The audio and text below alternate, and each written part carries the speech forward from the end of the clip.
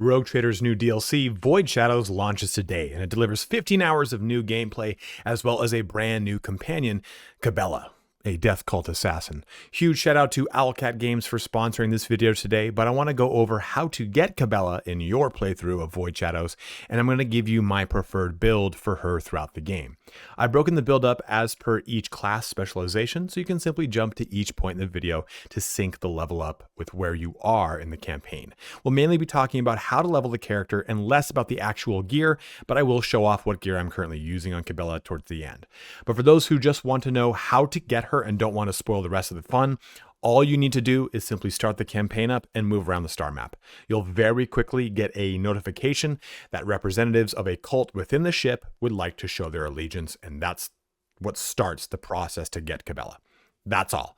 That's all I'll say too for those that don't want spoilers. I'm going to show that off first in this video, but just by showing the dialogue that starts this so you don't accidentally skip it. But I won't be showing any of the cinematics, romance, dialogue, etc. Again, I want to preserve that so you don't have any spoilers. As mentioned, please feel free to just jump ahead to any part of this video that interests you the most using the chapters above the timeline in the description. Also, if this video ends up helping you, please don't forget to like, comment, or subscribe, as each one of those things helps me out in a huge, huge way. Let's get started here on how to get Kibellah and my Death Cult Assassin build for the Void Shadows DLC. Loading into the game, let's take a look at how you actually unlock the character. So basically all you have to do is move in the star map. You can do this right at the beginning of the game, whenever you can actually get access to this, and you'll get this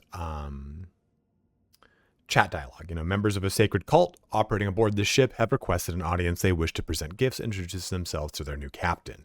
So if you say, I have more pressing matters that require my attention, it'll actually skip this. I think it will come back up again in a different way, shape, or form, but you would just kind of do, I'm ready to receive them, and it starts the cinematic that introduces you to the character and goes through the introductory process. Again, I'm not going to press the button here. I don't want to spoil it for anyone, but this is what you would do to unlock it. Very quick, very easy. Just wanted to quickly show this off before we jump into some building. So to start us off, let's go through some gameplay before we get into the actual build. Now, I'm going to go through a lot of the details of these skills in the build section, but I want to give you an idea, at least an overview of a lot of these things, so you can see how Kibellah plays. And it's a lot of mobility, it's a lot of jumping around, it's a lot of damage over time, it's a lot of murder. So, to start us off, let's take a look at our Death from Above. This is a really good ability because it is going to be used every time we want, as long as we have charges. It costs 0 AP.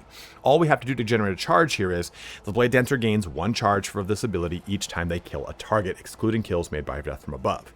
This ability can only be used with a sword equipped. So obviously killing people with this is not going to give us a charge, but there's so many ways that we can kill things in mass, so we don't have to worry about it. So the first thing we're going to do here is activate Draining Blood. So Death Cult Assassin's next single target melee attack splashes blood in a 5-cell cone. We just want to have a lot of these up, so we're going to turn this one on.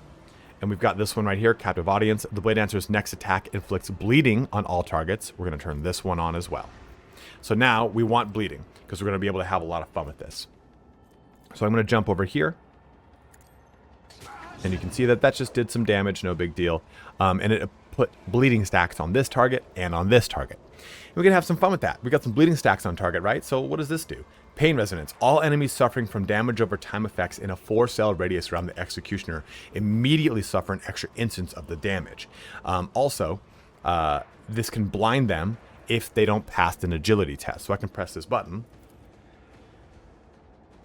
and they just blow up in a blood storm. They also have the crack grenade thing. Just ignore that part. I'm going to go ahead and move a little bit over here so we can get another leap in. Yeah, we're going to move a little bit. Actually, I might need to move one more. We're going to find out right now. Yeah, one more. And we have some other fun stuff too here, where it hurts. If the target of the Executioner's next successful attack is under any damage over time effects, this target will immediately suffer 3 instances of the damage. So we probably won't be doing any more here. I gotta see if it's still active. No, but we'll be able to have some fun, don't you worry. So what we'll do here is jump into here. And now we have damage over time, damage over time. I'm going to go ahead and use Where It Hurts. Cost 0 AP. And I'm just going to go ahead too. And we also have this ability, right? Our Draining Blood. Let's just go ahead and show you how that works. We're going to go ahead and just do a single strike. And that causes a bunch of blood behind them that we can get all sorts of blood marks on. We have Blood Blessed. The creature deals 2% more damage for each stack of the Blood Blessed effect, which is absolutely juicy to have going on here. And you know what? We've got 2 more action points. This costs 2 AP to do? Yeah, that's what it was. We can try and jump out of this and jump right into the fray over here. And you'll notice Death from Above does not trigger opportunity attacks. We killed them, so we can just kind of keep having fun with this and just kind of keep leaping around. Now, I'm, of course, jumping into these things that are doing damage to me. That's a given. But I'm just trying to show you that there's a lot of mobility here. We're going to come right into this location, end our turn with a cool Blade Dance, and tons more damage. Now, in bad instances, right, if I have temp hit points, I can use stuff like Reckless Abandon, replaces 62 of their wounds with the same number of temp hit points until the end of combat. Or down here, is this one? No, it's not this one. Not that one. Exsanguination, I think it is. Yeah. So this is a way to heal basically your enemy, your allies. Executioner immediately inflicts bleeding on an ally of their choice. The ally gains 60% bonus to dodge and 3 additional MP until bleeding ends for any reason. It doesn't give you healing right here, but when we go into the build in a little bit, I'll show you how this can actually be used to give some healing out and help out your entire team. But this shows off how Kibellah can be played in close combat in the game. And look at all of the blood that is just on the battlefield now that it can be taken advantage of. And you can see this. She's maxed out her Blood Blessed stacks to do 40% extra damage. She is an absolute powerhouse. Now, I jumped into some wrong things and crap stuff up to really kind of show you how this all works. But the ending thing here is the Bladedancer targets a single enemy to value to dispatch their target. So then I can kind of like get a final Alpha Strike on something because this does not cost me any AP if I have everything kind of set up, right? If I have like one more final point, I can use this and then Alpha Strike with whatever I want. So just to kind of show you a lot of the fun abilities you get with this character. So before we jump into anything, let's take a look at our character. So the big focus here is weapon skill and strength and agility. Agility, of course, is going to be our dodge capacity, but a lot of things can scale off of agility. Strength is going to be our melee damage, and weapon skill is going to be our parry chance, our melee attacks, our critical hits, all that kind of fun action. But a big one, too, is going to be Medicae. I'll explain it more once we talk about the actual build. For our archetypes, we're going to start as a Bladedancer, of course. Then we're going to choose between Assassin, Tactician, Militant, or Executioner. And then we're going to go into Exemplar, as always. I'm going to go Executioner in this build because Executioner can force bleed on demand. And bleed is really nice for a lot of the kind of keying abilities from Bladedancer. But with that being said, Assassin is really good too because there's tons of dodge capabilities and you can lean into those as well for Bladedancer by pulling a lot of dodge mechanics into this build. So I honestly recommend one or the other. Master Tactician is fine. I just don't really think it fits the character as well. Surprisingly, though, you actually can do a lot of party buffing with the Bladedancer using the Blood Blessed capabilities, which we'll talk about in the next section. And the Arch Militant is good, but it is just not necessarily the character that I have in mind for the way I want to pursue this. But you might know the game better than me. Don't be afraid to jump into those two and go down a whole route. Executioner is just an easy slam dunk for lots of damage, and Assassin is a lot of alpha striking and big damage as well, and also tons of dodge mechanics. Go with whatever one makes sense for you. So with the initial archetype of Bladedancer, let's take a look at the first 3 abilities that are quite important. We have Blade Dance here. The Bladedancer makes 3 melee attacks against random targets, including allies adjacent to the Bladedancer. So we do want to be careful. We don't want her too close to allies. Too many allies in melee will actually be really not good. And each dealing 50% of their normal damage. Blade Dance is a melee burst attack that does not count towards the attack limit per turn, which is really nice. This ability can only be used with a sword equipped. If you have 2 swords equipped, the Bladedancer makes 2 attacks with each one. So you get a lot more value out of this, right? Looking at this other ability, we have Death from Above. The Bladedancer leaps into the air and lands on the selected cell. Upon landing, they deal 9. Here, let me actually press this. Upon landing, they deal 9 damage to all adjacent enemies. This is, of course, scaled right now to her current level. This leap can be made to any unoccupied cell within a 3-cell radius in the Bladedancer's line of sight. This movement does not provoke an attack of opportunity, and the Bladedancer cannot jump to a cell that is inaccessible in this turn. So basically, this is going to give us a really nice ability here to give us a lot of mobility, a lot of damage, and it breaks attack of opportunity so we can get out of sticky situations. This ability can be used multiple times per turn, but each use requires a charge to be spent, and the Bladedancer gains +1 charge ability each time they kill a target. So you can see you can really kind of build a wombo combo off of the Bladedancer's just base abilities.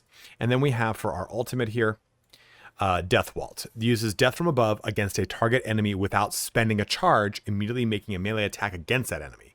The Bladedancer repeats this combination up to 2 plus our agility bonus divided by 3 times against random available targets. If it is impossible to use death from above, the Bladedancer only makes a melee attack against a random available target. So what we're going to focus on here is tons of agility. Then we're going to focus on weapon skill for increased damage, and of course strength for increased damage and capabilities. So to start us off right over here, I really like, let me see if I find this ability here. Crimson Tide. A creature with the blood blessed or blood-stained effect gains +1 attack or a stack of this effect whenever raining blood is inflicted again or whenever it starts its turn on a blood-covered cell. So this is a really great ability. And I also really like Open the Veins. A creature, it's the same thing, but it has to do with whenever the target gets bleed inflicted upon it. Bleed's going to be our big mechanic, and wounds, streaming blood. You get a +1 stack whenever it suffers damage from bleed. So these three abilities right here, Crimson Tide, Open the Veins, and wounds, streaming blood, give us a lot of really cool punching power within the capabilities of this class. And you're probably wondering, how the hell does Blood Bless work? Basically, whenever our character uses, where is it? There we go. Every time they use these abilities, they will basically create, and just to kind of, it's not exactly like this, but they will create the ability to, there we go. They'll create the ability to Blood Bless or Blood Stain things. Blood Bless is for your allies, Blood Stain is for the enemies. So whenever Raining Blood is inflicted, and Raining Blood, Death Skilled Assassin's next single target melee attack splashes blood in a 5-cell cone behind the target. This was the ability I was looking for. I was looking at 2 wrong ones earlier. So basically, like I said, this will affect your allies. They'll get Blood Blessed, and every enemy in the area, including the initial target, suffers Blood Stained. Both effects last for 2 rounds, and whenever a creature interacts with such a cell, it receives an additional stack of either the Bless or the Stain. So for every 10 wounds the Death Cult Assassin loses through the entire combat, each creature affected by Blood Bless or Blood Stain gets +1 stack here. So we can have a lot of fun with this because we can do a lot of big stuff with this. So we're going to have a good time buffing it as much as we can. So our first one here, we're going to go with Crimson Tide. And then right here, our bonus here is going to go with agility, right? Because our base is 45. This is going to put us up to 50. It's going to help out with our dodge, but now we get a +5 to this characteristic bonus. We get a characteristic bonus every 10 points. So we're going to get a lot of value out of it this way. Now for our ability, where are we? Captive Audience. So the Bladedancer's next attack inflicts bleeding 10 on all targets hit. These targets must pass a toughness resistance test or become immobilized, and all enemies immobilized by Captive Audience count as full cover for the Bladedancer and their allies. So what's cool here is she can jump in, do a little bit of damage, but also by doing it, it reduces a lot of risk to her because it gives full cover to her. I really like this capability. And if you're doing this by basically she jumps in, does the damage, and you have someone else move in, maybe Abelard or whoever's going to be another melee combatant, they will get full cover from anyone stuck by Captive Audience. And we're going to improve this in a little bit, but it's a very fun way to have a lot of really cool punching power and also some fun defense that I think is needed very early with this character that otherwise is relying on their agility to get a lot of dodge out. I just slid my mouse down. There we go. Now for our skill. Medicae is again a intelligence characteristic, but stick with me here. We're going to choose this. And then into our next characteristic over here, we're going to again go with agility. And we want to stack up our agility as much as we can in the early portions, in my opinion, because we have so many characteristics that key off of it, right? There's so many things that say, hey, this gives you this bonus because of this dodge ability, whatever you've got here, right? Like the Bladedancer repeats this combination up to 2 plus agility bonus, which for our case, it is now 5. So 7 divided by 3. So we're getting a lot of value out of this really quickly. And this next one here, let me get the Death Warden. Yeah. So now this is why we took Medicae earlier. The Bladedancer's Medicae is now determined by weapon skill instead of intelligence, which is nice. The Bladedancer deals +5 plus Medicae divided by 10. So let's just look at this right now. Let's assume this is saying our Medicae skill value is 60. It's actually 75 after that. So going back to, where is that? There it is. This is 65 or 75 plus 5. That's 80 divided by 10. So 8% critical damage, and can use medkits as if having Medicae skill advancement or the corresponding feature or talent. So it just gives us a lot of utility built into the character, a lot of durability, and a lot of critical damage added in right away. I really think this is fun early in the game. I think you get a lot of use out of it. Coming up here to our next one, we're just going to go with Demolition because we've already gone with Medicae. I chose Demolition because it's the next highest value, but go with whatever makes sense for your party. That's most important right there. And for this location, we are going to go with, let me try to find it here. Now, I like characteristic agility here, but it depends. So this is going to bring us up to 50. This is going to bring us to 55. Then I want to press this one to bring me up to 60. And then after this, I can start to jump into strength and weapon skill. I wanted to get to 60 agility. It's going to give me some good dodge. It's going to help out with all my other capabilities. I really like where that's going. Now, with this special ability, we're going to be able to improve Death Waltz. So upon using Death Waltz, the Bladedancer immediately heals to full. The cost of abilities that cost wounds is reduced by half until the end of combat. I'm going to go with this one first. The next one here we'll do about this area. Death Waltz also grants the Bladedancer 4 additional charges of death from above. Until the end of combat, death from above deals plus agility bonus additional damage. So you can see we've leaned so much into agility bonus, we're going to try to get those benefits online as fast as possible. But why I like this one is because of this ability. Is it going to be this ability? Is it the next one? I'm really bad with determining what. Aha. So there are a lot of abilities, and I don't think we have them just yet. You're going to get a lot of abilities that cost you wounds to do as a Bladedancer here. And that's why we've gone ahead with this, so we can have the cost of those wounds to get a little bit more value out of it. Actually, we get it right here. We get it at ability. So what we're going to do, though, in the meantime, is go with Blade in Hand. I have a lot of these favorited because they're pretty good. There's a lot of really good ones you can kind of jump into, even the ones I'm not recommending, and we'll get to those in a little bit. But Blade in his hand, any Bladedancer attacks made with a sword deal plus percentage agility bonus additional damage. So we just get a lot of agility bonus damage, or I'm sorry, a lot of additional damage just by simply having so much agility. I really like this one out the gate. It gives me a lot of really good damage early in that game. And then with our capability here, I'm going to start working on our strength, because remember, strength represents how physically strong a character is. It affects the damage a character inflicts with a melee weapon. That's what we're going to be using primarily. Conversely, of course, there is weapon skill, which we will be working on. It increases their parry and reduces enemy parry chance against melee attacks. And it also increases the chance of scoring a critical hit in melee combat. So we're going to go here with weapon skill. And I'm sorry, with strength, because I want to get that up to 30. I want to have that have a good, nice round number for myself. So I'm starting to jump into more characteristic bonus. Now for our next ability, this I'm going to take Blood Oath. Remember, if we use our ultimate, the ability cost goes from 10 wounds to 5 wounds. And what I like about this is the Bladedancer's next attack against their selected enemy target cannot be dodged or parried. This helps me just to get damage on board as a surefire way to do it. And if this attack kills the target, the Bladedancer regains 13 wounds and gains 1 AP, along with an additional attack this turn. I love this a lot because it gives me so much utility and it gives me healing. And if I use it after an ultimate, the delta here for the cost versus wounds recovered is significant, right? I'm going to get 8 wounds out of it versus otherwise, if I didn't have that previous ability, I'd only get 3 wounds out of it. So you can see that this gives me a little bit more to kind of go off of. Now, Binding Blades was the other one? No, I think it was... I took a picture of... there it is. Grand Performance. The target affected by captive audience. Remember, captive audience is the one that gives us our full cover if we lock things down with it. They have their armor, dodge, and parry chance reduced by minus 10 plus our agility bonus. Remember, we've got so much agility, we're going to have fun with this. The penalty is doubled for targets failing the ability's toughness resistance test. So the ones that are locked down get a double reduction here. So we're going to really kind of lean into that as much as we can.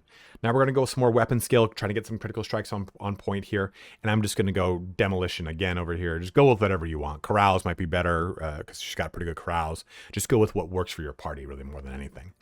Now for our, this is the common talent. Yeah, common talent. We are going to go with I like Open the Veins. So whenever you basically, so a creature with blessed or blood stained gains 1 stack of this effect whenever bleeding, burning, or toxin is inflicted. It doesn't even need to do the damage. It can just simply be inflicted. So I like this because it's easier to inflict, in my opinion, than getting the persistent damage. And then we can get wounds streaming blood down the line. This allows us to kind of turn that into a little bit more functionality. As a kind of an aside here, you can also go with just a flesh wound. The Voidborn character has a 20% chance to survive after suffering lethal damage. If you're really struggling for survival, it's a really good one. But for our skill, again, I'm just going to go with Carouse because it's the next highest one. And for our characteristic, weapon skill. And for our talent, I like... Let's go ahead and find the one I wanted. I believe at this point. So our weapon skill to start off here was 50. This brings us up to 60, and our strength is at 30. And our agility here goes from 45 to 50 to 55 with this. So what we can do here is we can jump into more directions with our characteristic by focusing on training strength or training weapon skill. Both are really good options, and I think that getting strength online right here is a better bet just to start leaning into some more additional melee damage. But also if you feel like you want to go for more of a crit build and go with the executioner, sorry, excuse me, that'd be a good time to go with weapon skill. Also, another good shout out here is a lot of this one right here. As long as the Bladedancer has 2 swords equipped, the Bladedancer's weapon skill is increased by a plus agility bonus. In fact, I am going to change this build in the middle of the build video. I'm going to go with that one there just to give us more weapon skill early because our weapon skill is kind of low right now. I just realized that in retrospect. And our special ability, I'm going to go with this one because we've got so much agility bonus online. Let's go ahead and turn that on as well. So we'll have that completed for our Bladedancer archetype. Let's choose the next one now. Now for our next archetype, you have the choice of Assassin or Executioner. You can go with Master Tactician or Archmilitant, and they're both good. I'm going to go with Executioner here because there's a lot of bleeding effects on this. Core focus, damage over time effects, melee damage, negative effects, crowd control, large number of wounds. But there's just so much bleeding stuff that is kind of coupled into this. It works too well with the character. Assassin's fine because we do have a lot of high damage and dodge coming out of this. It just depends on what you want out of the character, but I'm going to go with Executioner here. So let's talk now about Executioner. So we have Forced Repentance, we have Scourging Strikes. The Executioner's melee attacks inflict 6 levels of bleed on all targets hit, so that right away triggers our previous benefit of stacks of Blood Blessed, right? And where it hurts. If the target of the Executioner's next successful attack is under any damage over time effects, this target will immediately suffer 3 instances of damage from each of these effects. It's just really cascading blood damage all over the place. For our ability here, I like some of these abilities. So Pain Resonance here is my big one here. So all enemies suffering from damage over time effects in a 4-cell radius around the Executioner immediately suffer an extra instance of damage from these effects. They must also pass a resistance test, which then results in blinded if they're bleeding or staggered if they're toxin, or if they've got toxin. And that's the big one we're actually going to be dealing with. Another cool one here is Gift of Torment. Until the start of the next turn, the Executioner gains bonuses to their parameters for each creature. Bleeding is going to give us armor per creature, which is going to give us a ton of defense. And Toxin is going to help with deflection. Terrifying Strike is also really cool just to kind of help give you an ability to break out of attacks of opportunity. And was it Reckless Abandon? Yes, Reckless Abandon. Yeah. So the Executioner replaces 30% of their max wounds with the same number of temp wounds until the end of combat. So it's just kind of a way to move around some wound damage. I'm going to go with Pain Resonance though to start off here. And then for our next talent, we have a lot of really good ones in the beginning here jumping into Executioner. And I think it's going to depend on what is your character suffering from? Are they having a lot of tough time with durability? You can get something like this. The maximum number of wounds for the Executioner depends on their Medicae instead of toughness. And we already saw how we're Medicae, we're pulling in not from intelligence anymore, right? So this gives us tons of cascading effects, which are really cool. Is Deep Lacerations the other one I was thinking of? No, it is hardened body. Whenever the executioner or their party members are suffering from any damage over time effects, these effects deal only 50% of their damage. And you can use this actually with one of the abilities that heals you, but I didn't really focus on that.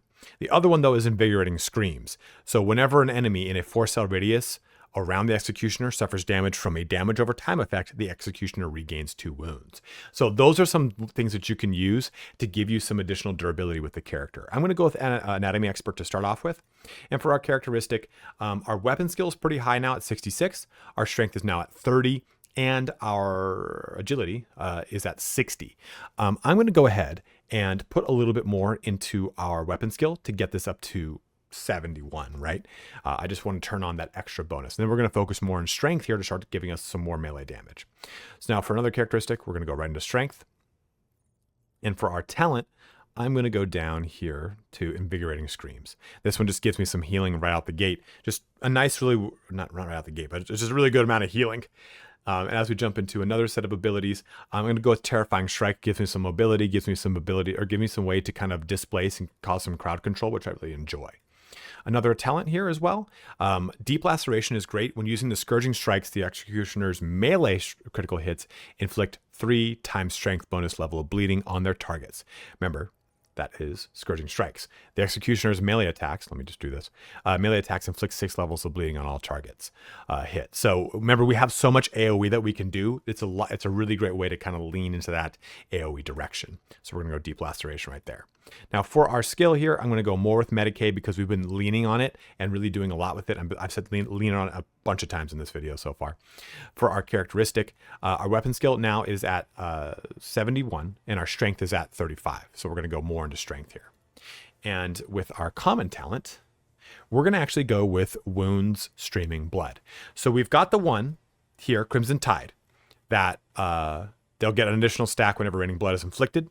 And now whenever we inflict bleeding or toxin, which we can very easily do, they get 1 stack. Now whenever they take damage, they're going to get a stack from Blood Bless or Bloodstain. So we've really jumped as much as we can into that mechanic to pull quite a bit from it. And now we get another talent. So I'm going to come back over here. So not Hardened Body. Perfect Anatomy is really great for just some straight up armor if you need it. But Master of Torture is cool here. The Executioner deals 5% more damage to a target for each type of damage over time effect inflicted on that target. Since it's so easy for us to do 2, that's a flat 10% bonus to us, which is really cool. Reprieve we're going to get in a little bit, but we need Reckless Abandon. So let's go ahead and go with... Yeah, we'll go ahead and go with this one. I was trying to think of, I have another picture that's taken where it shows me where I'm at with all these, but we'll go with Master of Torture. Now for our characteristic here, just to kind of recap, our strength is now at 40. We're going to go again into strength here to bring us up to 45. For our skill, more Medicaid, because that's what we're going to pull so much out of. And now we've got Carnival of Misery, right? Carnival of Misery, if I can show you. There we go. Until the end of combat, all damage dealt to enemies by the damage over time effects is increased by 100% after all other modifiers. This effect stacks and can be afflicted by more than 1 executioner.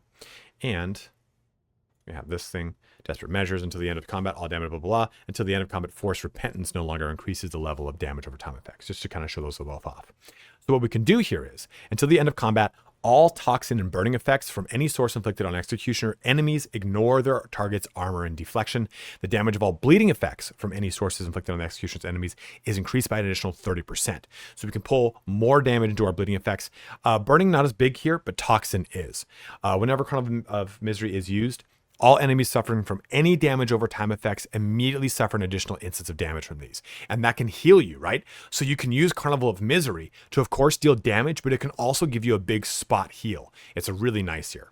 All enemies in combat immediately suffer bleeding, burning, and toxin. The level of each is equal to character's level divided by 10. And until the end of combat, all of Executioner's allies are healed by damage over time effects instead of suffering damage. The number of wounds restored is equal to blah, blah, blah, blah. This requires you to really build in a certain way, which I will show off in the next ability. So I'm going to go with this just to give us some more damage on all of our bleeds. And the next one, I'm going to go with giving heals basically with this one. So we'll go here. We get to choose as a talent right now, just generic talent. We can't have that one just yet. Where is it? So when pushing an, oh, no, that's not it. Perfect anatomy, there we go. The Executioner's armor is increased by 9%, just giving us a little bit more durability. Now for our characteristic here, we've maxed out all the strength that we can pull into this. Agility is still at 60, and we can jump into some more agility here, but I do want to get more weapons skill online. We're at 71, now we are at 76. So we need to get that 5 more into that to give us a little bit more. And again, here, this is going to depend upon you, what your character's like for the rest of their party. I'll put Demolition in this case. Now, an ability here. We're going to go with Reckless Abandon. The Executioner replaces 30% of their max wounds with the same number of temporary wounds. While the Executioner has temp wounds, all their melee attacks and damage over time effects deal additional 30% damage. After we've chosen Reckless Abandon, we're going to choose a new talent, and we're going to go with Dual Weapon Combat. We're going to want to use 2 weapons. And you could have taken this earlier if you want. I didn't because I'm not smart. I'm not going to lie to you. It's just why I didn't do it. But it's definitely worth taking because if you want to dual wield, that's a great way to take advantage of that. For our next talent, we're going to go ahead and key off of either Reckless Abandon or Pain Resonance. You're going to go with Everlasting Agony to increase the stuff by 1 round, and the penalty of the corresponding resistance test is increased to a -47 minus a -27. Or we go with Reprieve. If the Executioner used Reckless Abandon in their previous round and by the start of their turn, that still has temporary wounds, they are healed for 16 wounds. So this gives you health. Just go with whatever's going to make sense for you the most in your situation. I'll go with Reprieve right here because we just took Reckless Abandon. And we get to choose a new characteristic. Go with Agility. That's going to work for me since we have already capped out strength and weapon skill. But for our skill here, just choose whatever. It's just going to work for you, you know, like I've said before so many times. And for this talent, this is a characteristic. Okay, this talent. This one's just a common talent. Okay, that's going to help my brain. So for our talent, we're going to choose the opposite one of what we chose right here, right? So let's go with the Agony one. Where is it? Everlasting Agony. For our Pain Resonance. For our characteristic, we're going to go again into Agility to get that up to a +10. And then for our common talent, we're going to choose, since we just chose the dual wield, I find that the dual wield is not good in the beginning of the game, but it gets better towards the end of the game, or at least the midpoint. Did I pass it already? The advanced dual wield. So we have dual weapon combat. I want the proficiency. Welcome to this really instructional video on how to not do things the right way. Melee weapon specialist would also be really good, but that's not what I want to focus on. I want dual weapon specialist. Okay, dual weapons combat and melee weapon specialist. Yeah, okay. So I was like, I know we have to get there eventually. So we'll go with melee weapon specialist now, and we'll get dual weapon specialist next. I kind of messed up the order on that. I apologize. Now for our special, we're going to go with this here. So whenever the Carnival of Misery is used, all enemies suffering from any damage over time effects immediately suffer an additional instance of damage from these effects. A great way to just kind of get an additional bit of damage or healing from whenever an enemy in a 4-cell radius around the Executioner suffers damage from damage over time effect, the Executioner regains 2 wounds. So that completes our Executioner. Let's go forward from here. For our Exemplar, we could really go a lot of different directions here. You've got a lot of ways to open up a lot of really fun stuff. So all damage dealt by the character is increased by 3% until the end of combat for every new enemy damaged by them this combat. Since the Bladedancer or the Death Cult Assassin can just do so much AoE damage, this just does a lot of cascading damage bonus for you, or critical velocity here. The character's critical hit chance and critical damage are increased by 5% of their dodge. We have tons of dodge anyway through agility. A lot of cool benefits there. We can jump down over here to Eager for Battle. During the first turn of combat, the character has 2 additional AP. Lovely. That's just a generally good one. Extermination. Any damage the character deals is increased by 1 for every attack they have made this combat. Since this does not affect damage over time effects, that's fine. But we have the ability to do so much AoE, and since if we're dual wielding weapons, we can really get a ton of damage bonus out of extermination. So it gives us a lot of really good value. And then down at the bottom, we have Relentless for some heals. Whenever the character is healed, they regain 20% more wounds. We have tons of ways to do that. And take a look at this one. Yeah, whenever the character loses wounds, meaning you can use your wounds as currency for your spells, right? Their next melee attack gains +1 damage for every 2 wounds the character has lost, and this stacks. So you can get that one that costs 10 wounds. Well, you cast it. It costs 5 wounds to do, right? If we have it on ultimate, or if it's just simply done with the full 10 10 wounds, this just gives us +5 to our damage, or +2.5. So you get a lot of value out of Revenge here. And then lastly, to Tricky Defense, as long as the character wears light armor, their dodge is increased by 1% for every 3% of their armor defense, or their bonus armor. So just kind of depend on what you want right now at that point in the game to choose which one you're going to go with. I'll go with Extermination, or Eager for Battle here for some additional AP. For our first tier archetype, we'll go with Feel No Pain. Whenever the Bladedancer uses an ability that costs wounds, they gain half the wounds spent as temp wounds. And remember, we already have a way to get benefit off of having temp wounds. The number of temp wounds gained cannot be decreased by effects that reduce the cost of this ability. Choosing a skill here, we're just going to go with Medicae, trying to get as much benefit out of that as we can. And for our second tier archetype type, I like Acute Pain. This is going to, whenever an enemy suffers damage from a damage over time effect inflicted by the Executioner for the first time in combat, the damage is increased by 100%. So it's just a nice way to open up with some Alpha Strike against some chaff when you deal with certain combats.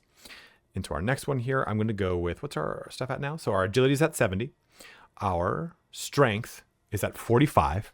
And our weapon skill is at 77. So I'm going to go with strength here to get it to 50. And with a common talent, I'm going to now finally, where's offense? There we go. We're going to go, ooh, what's this one? Oh yeah, that's right. I want... none of these look familiar. I want, where is Dual Weapon Specialist, finally. So that is now active for us. Into our first tier archetype, we're going to go with Oath of Vengeance. It's the only one we've got left. Remember, 24 wounds to use. That can be turned directly into a currency to increase our damage. And since we're getting this at this point, the Bladedancer, until the end of combat, that attacks made by the Bladedancer against enemies who have already attacked that ally gain 70% crit chance and 34% crit damage. It's a great way to turn a lot of good damage. By the time you have this, that 24 wounds isn't as scary. Well, it scales, right? But at that time you get it, it's easier to deal with the wound cost of it, is what I meant. And we're going to go with Medicae again here, just trying to get as much benefit as we can. And I'm going to go with, I want all, please. Thank you. I really like, nope. Relentless. Whenever the character is healed, they regain 20% more wounds, especially since we can see now that wounds are a source of dealing more damage for us. Second tier archetype, we've got a lot of really cool ones here. Bloody Mess is fun. This is just straight through the Voidborn. Anytime a Voidborn character scrolls a critical hit, there's a 10% chance to double it. Now we can really use this. In the beginning, we weren't going to be able to do so much, so I chose to jump over it. Dance of Blood is cool. So Death Cult Assassins allies deal +2 agility bonus percentage more damage to enemies if both the ally and their target send them the blood covered cells. So anytime they're blood blessed against something that is blood stained, they get a bunch of damage bonus. That works really well if you have another character who's going to be in close combat with you. But Hardened Body is also good. If anyone is suffering from any damage over time effects, they only get dealt 50% of their damage, and this is stacks multiplicatively. So we can start to really help out the people on our team in a lot of really cool ways. But I'm going to go with Unbearable Presence because this keys off of our Terrifying Strike. It makes it so that it is better. Now make a willpower resistance with a -20 penalty. If failed, they provoke attacks of opportunity from the Executioner's allies during the force movement, which is awesome. Characteristic here, our strength is at 45, now up to 50. And I want to bring our weapon skill up to 80, and then I'm going to focus on strength throughout pretty much the remainder of the time that I can. Now for our first tier archetype, again, we have a lot of fun ones. Balancing the Edge, the Bladedancer can use both a Desperate Measure and a Heroic Act in the same combat. Whenever the Bladedancer uses a Desperate Measure, they gain +10 weapon skill and 3 resolve. Just a cool one I wanted to highlight real quick. And as we come down, Race Against Death. The Bladedancer's max wounds are increased by their dodge divided by 10. So this gives us even more wounds to take advantage of. And Unforgiving is cool. After the Bladedancer loses any number of wounds, which we're going to lose tons of, right? Their next attack deals 9% more damage. So this allows us to just turn all of our wounds into a source of more damage, which is really cool for the character. Second tier archetype, we're going to go with, which is the one? Here it is. The Executioner immediately inflicts bleeding 5 on an ally of their choice, including themselves. That ally gains a +5 plus Medicae divided by 10% bonus to dodge and a 3 additional MP until bleeding ends for any reason. We're taking this later because now we have Medicae up so much higher that this gives us more of an advantage, and we're going to be able to counter some of the stuff going on here. So our characteristic here, we're going to go into strength, trying to focus on that. And this is a second tier one, right? This is what I want. I want to find the ability that I need. Oh, there we go. It was all-encompassing agony. No. What a great and instructional video that I've got here where I cannot remember where the things are that I want to choose. Basically, we're going to key off of this now. Because... I showed it just a second ago. Heart and body, there it is. So whenever the executioner or their party members are suffering from any damage over time effects, these effects dealt are only 50% of their damage. So when I use this ability, it now is only going to be 50% damage. This is why I like this, because I want to take these two in tandem so they can kind of benefit each other. A common talent here. Again, I like Bloody Mess. I like Dance of Blood, but I also just simply like going into more strength if you want, because we haven't taken characteristic strength. So I'm going to go there because I want more of that. Our base strength coming into this is 45. Now it's 50. Now it's 55. For choosing a skill, guess what we're going to do? It's Medicaid, but we've already tapped out on that. Had to make sure. Just choose again anyone that's going to make sense for what you have in your party. And with an Exemplar talent, I'm going to go with, I like critical velocity a lot. The character's critical hit chance and critical damage are increased by 5% of their dodge, and we can use this to increase our dodge as well, right? The ally gains a 20% bonus to dodge, so we can use those things in conjunction. Now we have this one, which is cool. 1 additional AP at the 10th and 20th levels of Exemplar, which we won't get to in this build video here. For our first tier archetype, let me find my favorites that I've selected. Race Against Death. The max wounds are increased by our dodge. We're going to go with that. Our skill. Again, we can't go Medicaid anymore, so just choose what makes sense for you. Our first tier archetype again, we're going to go with Bloody Mess. No, I want to go here, and I want to go with Blessed Scars, I think it was. That is their heals for... No, that's not it. This one. Enemies attacked by the Bladedancer have their weapon skill, ballistic skill, and perception reduced by 10 until the start of the Bladedancer's next turn. These penalties do not stack. This helps us get some additional damage here. Another good one, though, is also Blood Rush. Whenever the Bladedancer uses an ability that costs wounds, they gain 3 MP in the current turn. Yeah, I'm going to go with that one instead. I was looking at the other one that I've used before in this, but I like now that I've built this so much more fluidly, I like going more off of what we're doing with the wound capabilities to give us a bunch of damage buffs, but also primarily just to turn on a lot of other abilities. Again, just go with what makes sense, whatever. I think I have Coercion or Carouse. So yeah, Carouse is another good one. Second tier, we have got, there is one that I'm looking for here. I think it was actually Vivisection. No, that was that. The damage dealt by the Executioner's damage over time effects is increased by 8% for every minus 10% penalty to armor suffered by the target from any source. So we can stack this with just any kind of way to reduce their armor, which is plenty of ways across a lot of other characters, including yourself. Strength is already now maxed out. Our agility is in a pretty good space, and our weapon skill is in a pretty good space, right? So we have 81 weapon skill. What we're going to do here is I'm going to go with agility, but please feel free to go with weapon skill if you want to turn more parry on, you want to get any more benefits from that. I'm going with agility because I want to increase my dodge now because I have so many abilities that can really work off of it. We're just going to do it again, back to back. And then again here, just whatever makes sense for the character. Choose your Exemplar trait. I'm going to go with Cataclysm. This is the increase by 3% for every new damage dealt because we can just deal so much damage out. Our first tier archetype, we're going to go with, is it Facing the End? Bladedancer gains 3 weapon skill and 3 agility for every injury they are currently suffering, and plus 10 weapon skill and plus energy for every trauma, which I don't like. It was not what I thought it was.